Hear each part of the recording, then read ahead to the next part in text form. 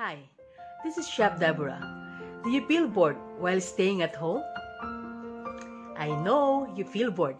That's why I'm sharing my recipe so that you can try to bake it in your home for your family.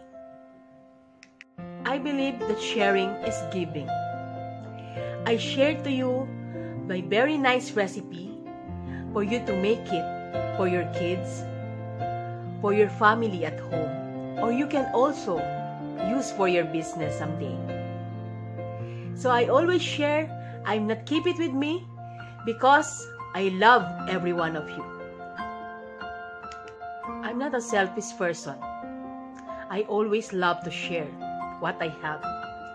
Yes, I don't have money right now to share with you, but I can share to you my knowledge and skill that you can make money out of it.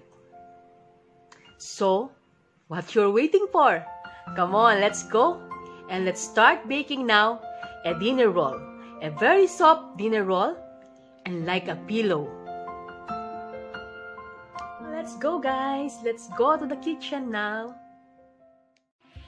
For the ingredients, 650 grams of flour, 2 eggs, 60 grams of white sugar,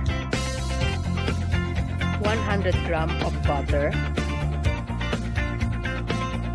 300 ml of milk, 10 grams of instant yeast, 14 grams of salt. For the procedure, mix all together the ingredients.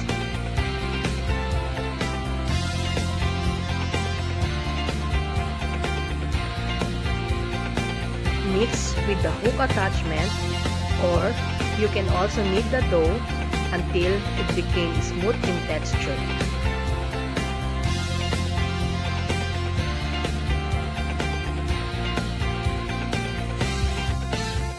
Rest the dough for 40 minutes. After 40 minutes, punch down the dough. Now it's time to divide the dough. Weigh the dough 50 grams each so that it's uniform in size. Now you can shape the dough like a balls.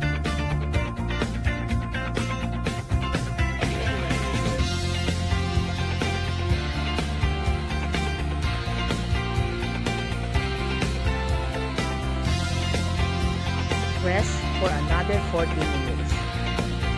Prepare the egg wash. Now it's ready to put the egg wash. You can brush the egg wash to the dough.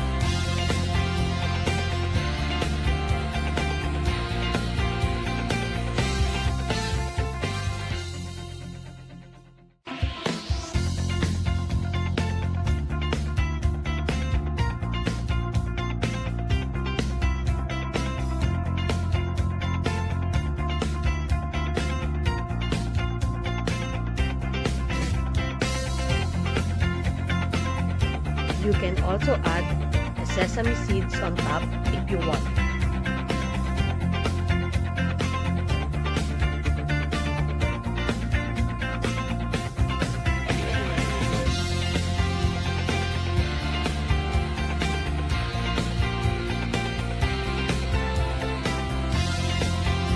Now, it's ready to bake.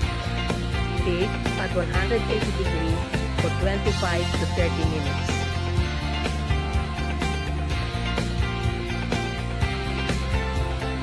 Wow! Now the dinner roll is ready. So we can brush some butter on top for nice flavor and good smell.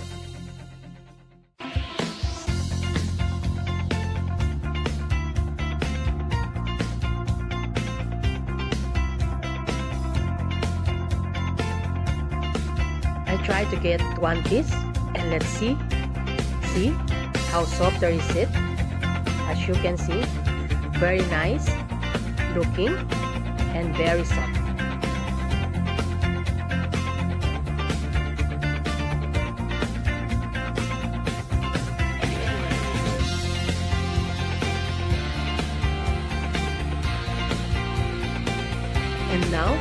Let's try to open one and let's see how it looks, the texture inside. Oh, it's a very nice texture. So soft and fluffy, like a pillow.